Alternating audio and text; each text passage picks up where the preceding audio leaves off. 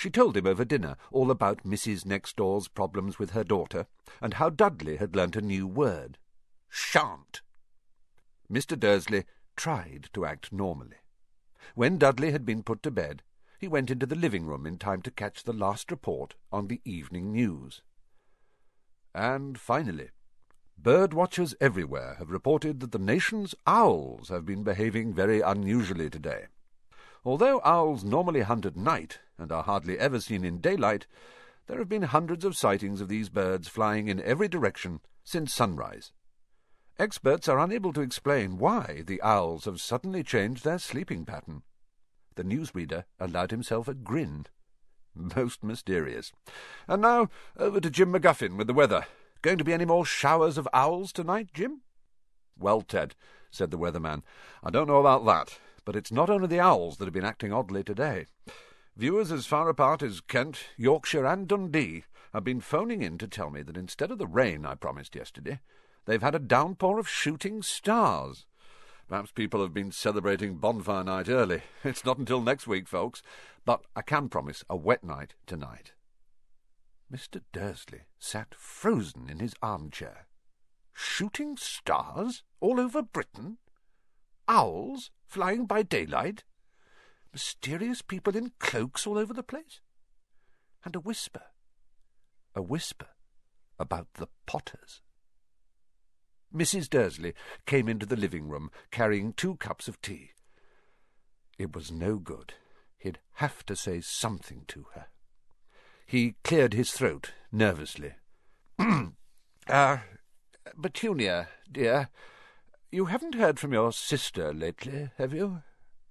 As he had expected, Mrs. Dursley looked shocked and angry. After all, they normally pretended she didn't have a sister. No, she said sharply. Why? Funny stuff on the news, Mr. Dursley mumbled. Owls, shooting stars. There were a lot of funny-looking people in town today. So? Snapped Mrs. Dursley. Well, I just thought maybe it was something to do with, her lot. Mrs. Dursley sipped her tea through pursed lips. Mr. Dursley wondered whether he dared tell her he'd heard the name Potter. He decided he didn't dare. Instead, he said, as casually as he could, their son. He'd be about Dudley's age now, wouldn't he? I suppose so, said Mrs. Dursley stiffly. What's his name again? Howard, isn't it? Harry. Nasty, common name, if you ask me. Oh, yes, said Mr. Dursley, his heart sinking horribly. Yes, I quite agree. He didn't say another word on the subject as they went upstairs to bed.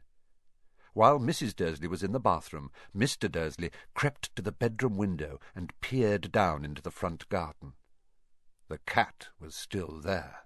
It was staring down Privet Drive as though it was waiting for something. Was he imagining things? Could all this have anything to do with the Potters? If it did, if it got out that they were related to a pair of... Well, he didn't think he could bear it. The Dursleys got into bed.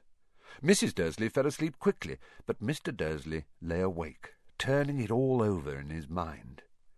His last comforting thought before he fell asleep was that even if the Potters were involved, there was no reason for them to come near him and Mrs. Dursley.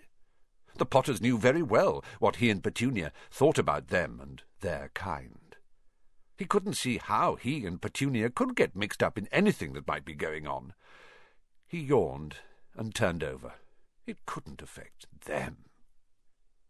How very wrong he was.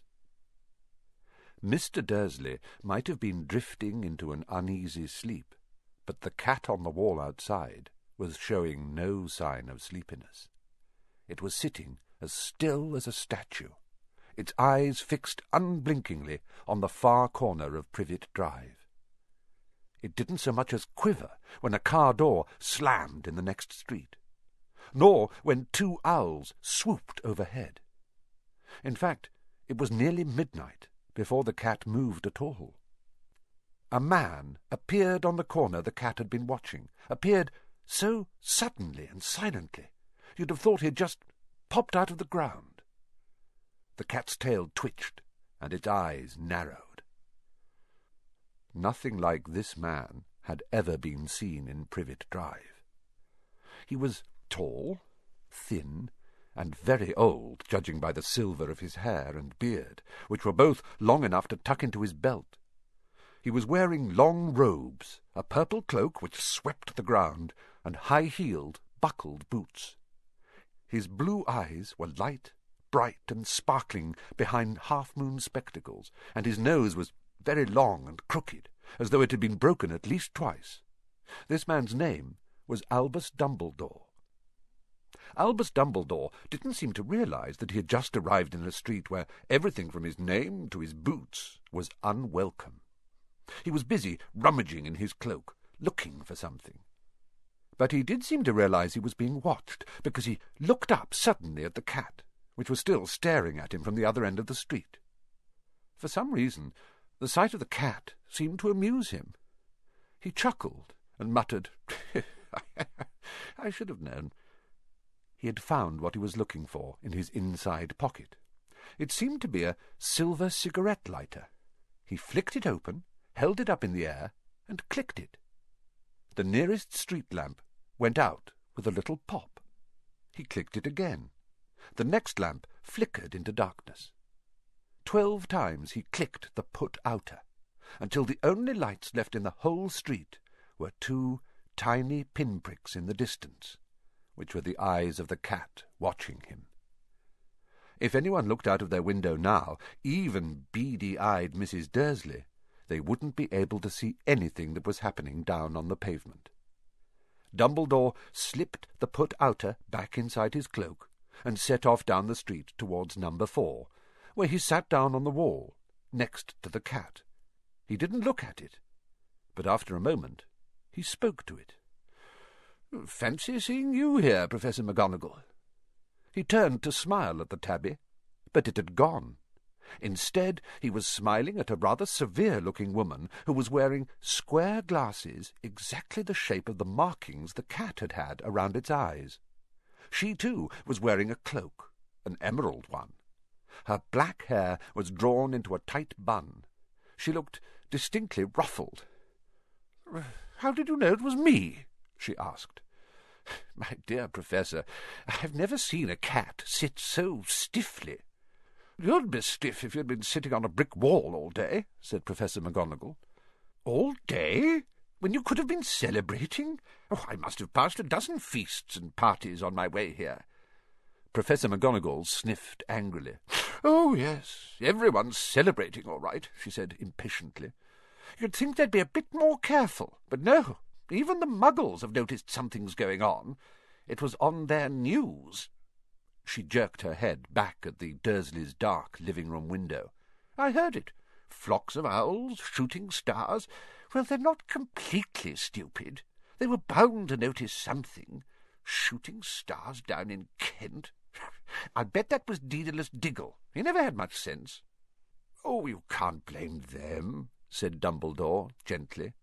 "We've had precious little to celebrate for 11 years. "I know that," said Professor McGonagall irritably, "but that's no reason to lose our heads. People are being downright careless, out on the streets in broad daylight, not even dressed in Muggle clothes, swapping rumours." She threw a sharp, sideways glance at Dumbledore here, as though hoping he was going to tell her something, but he didn't. So she went on. "A fine thing it would be if, on the very day you-know-who seems to have disappeared at last, the Muggles found out about us all." "I suppose, he really has gone, Dumbledore?" "It certainly seems so," said Dumbledore. "We have much to be thankful for. Would you care for a sherbet lemon?" "A what?" "A sherbet lemon. They're a kind of Muggle sweet I'm rather fond of." "No, thank you," said Professor McGonagall coldly, as though she didn't think this was the moment for sherbet lemons. "As I say, even if you-know-who has gone,